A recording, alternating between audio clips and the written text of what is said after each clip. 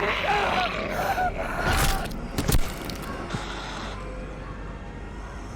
and welcome to the Ruby Tuesday. My name's Ruby and this is my review for My Brother, My Sister, a new Netflix original movie. Do give me a thumbs up and subscribe if you haven't yet. This is a non-spoiler review. Let's jump into it. When their father's will forces them to live together, siblings Nik and Tesla's kids try to overcome their differences to become a family. So this film runs at just under 2 hours. And I thought I was going to feel it, especially as it's a family drama film. One of those that kind of has to build itself. And I didn't really feel it. It felt like there was a lot going on. There is a lot going on in this film. What this film tries to do is try to get you emotionally engaged with all of the family characters that are there. And it doesn't quite reach it. There are some characters I think you'll feel more emotionally engaged with the story of this family coming together or trying to be a family once again.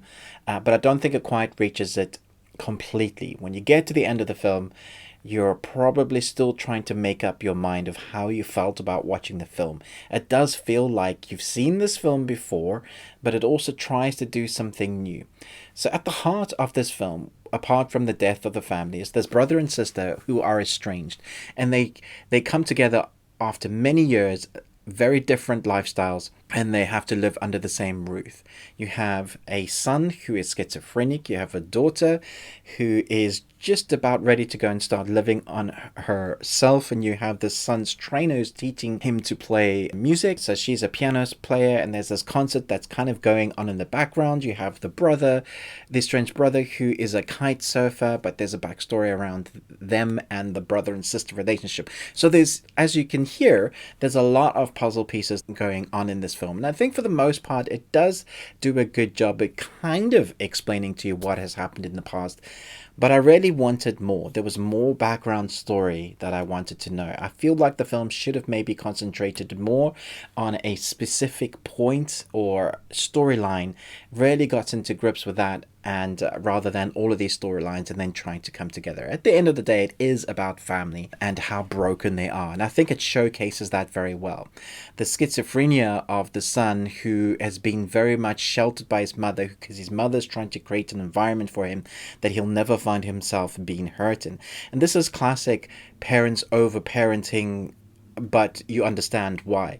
I have a son who is autistic, so I understood why she was doing the way she was doing life with her son. There are certain protections that you have to kind of put in place, but at the same time you can find yourself very easily overprotecting and not allowing your children to step out and experience life for themselves, even if they get hurt. And so I think that part of the film does quite well at showcasing what that looks like.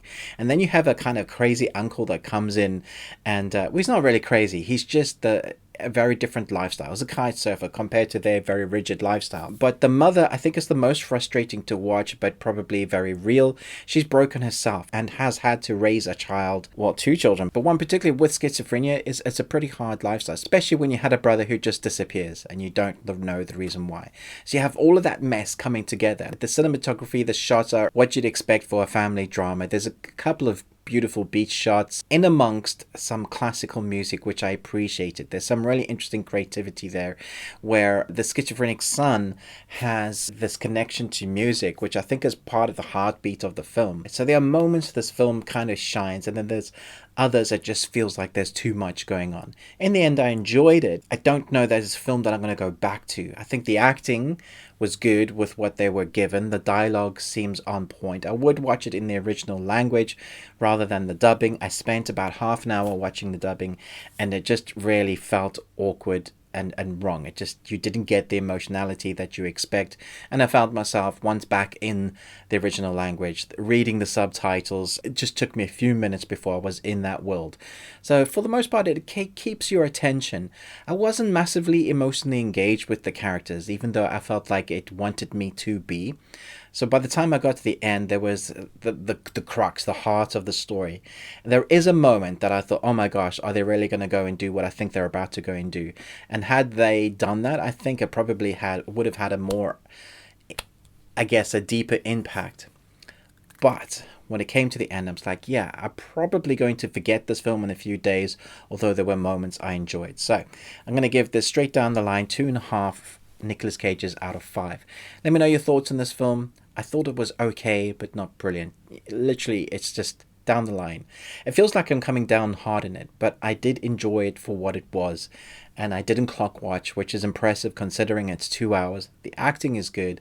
The storyline is interesting. It has some emotional scenes that engaged me, but I felt like the storyline had too many storylines going on. It didn't quite give us enough background story for those characters for us to be invested in that. At the end of the day, it's about broken people, and I think it kind of got that across. Thanks so much for watching, but most of all, until next time, remember, live long and Tuesday.